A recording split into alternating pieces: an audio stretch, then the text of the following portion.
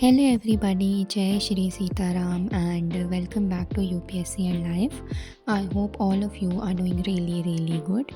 ये थी संडे की क्लिप। संडे मेरा वैसे भी बहुत बिजी जाता है, जैसा कि मैंने आपको कैप्शंस में अभी पुरानी क्लिप्स में बताया हुआ है। एंड ऑल्सो आई प्लान्ड बहुत सारा रिवीजन इस संडे के लिए, बट मैं वो रिवीजन कर नहीं पाई क्योंकि मुझे ऐसा लगा कि मुझे क्लासेस अभी ज़्यादा कवर करनी चाहिए क्योंकि मेरा बैकलॉग भी काफ़ी है। एंड ऑल्सो मुझे एक वो प्रेशर हो रहा था कि मुझे जल्दी से जल्दी अपने क्लासेस का बैकलॉग क्लियर करना है। रिवीजन तो मैं बाद में भी कर लूँगी, तो आज का रिवीजन मैंने स्किप किया है। मे बी 2 डेज़ लेटर मैं ये रिवीजन दोबारा से प्लान करूँगी।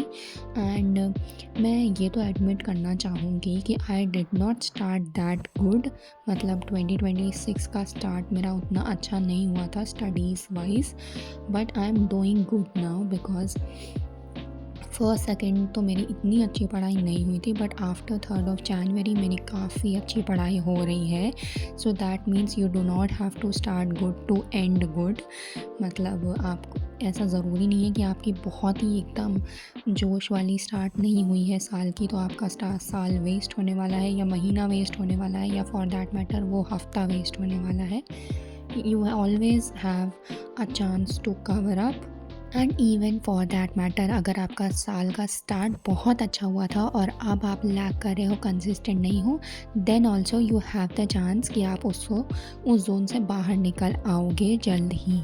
तो इस सेशन में मैंने डेमोक्रेसी टॉपिक का काफ़ी सारा पोर्शन कवर कर लिया था। थोड़ा सा पोर्शन अभी भी पेंडिंग है जो कि मोस्ट प्रोबेबली मैं मंडे को ही कर पाऊँगी, संडे नहीं हो पाएगा मेरा। संडे की मैंने यही 2-3 क्लिप्स शूट करी थी। देन मंडे को हम थोड़ा बाहर गए थे, हमें कुछ काम था। एक शादी है जो मेरे घर में आने वाली है, उसकी प्रेपरेशंस भी चल रही हैं आजकल। एंड ये मंडे की इवनिंग की स्टडी की क्लिप है जहाँ पर मैं पॉलिटी का रिवीजन करी थी, पॉलिटी फॉर प्रीलिम्स। तो साथ साथ में बैलेंस भी मैं मेंटेन कर रही हूँ, मेंस का, ऑप्शनल का और प्रीलिम्स के पोर्शंस का। तो उस वजह से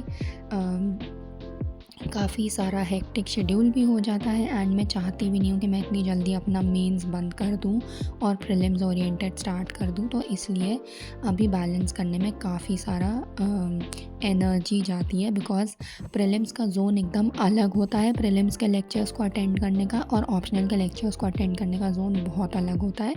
सो it takes time.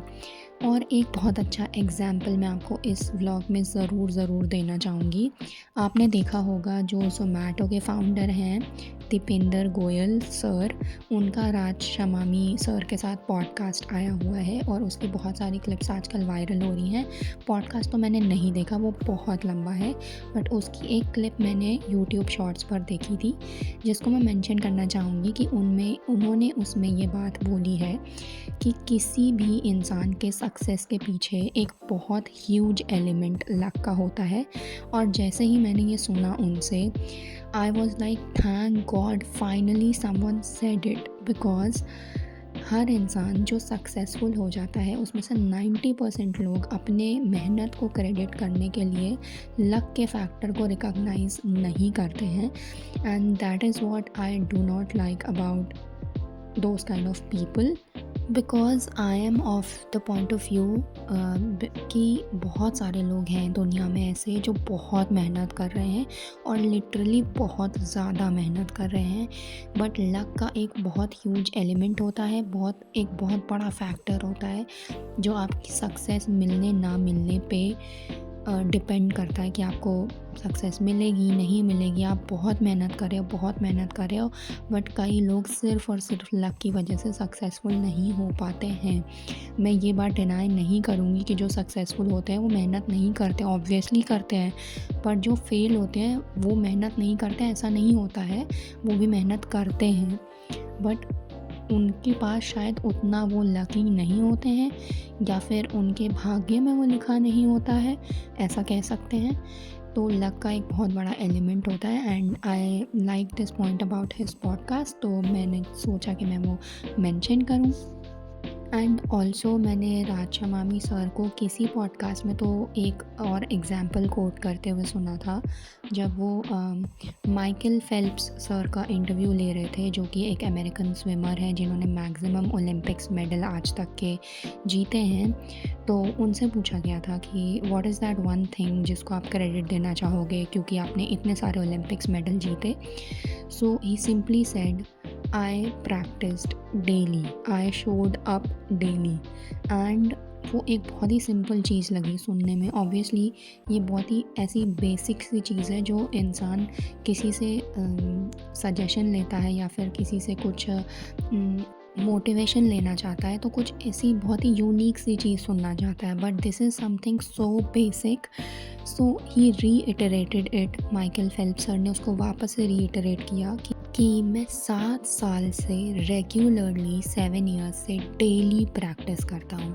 Daily in the sense कि लोग क्रिसमस सेलिब्रेट करें एंड आई एम प्रैक्टिसिंग, लोग दिवाली सेलिब्रेट करें, न्यू ईयर सेलिब्रेट करें या whatever, and he was just practising.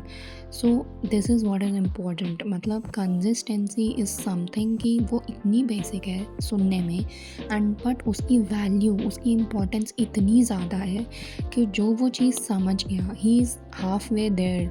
So to end I would just like to say कि please be consistent.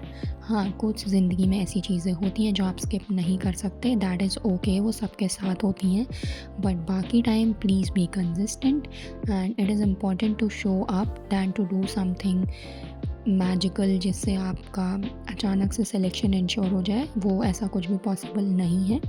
So thank you so much for watching today's study vlog and I hope you enjoyed it.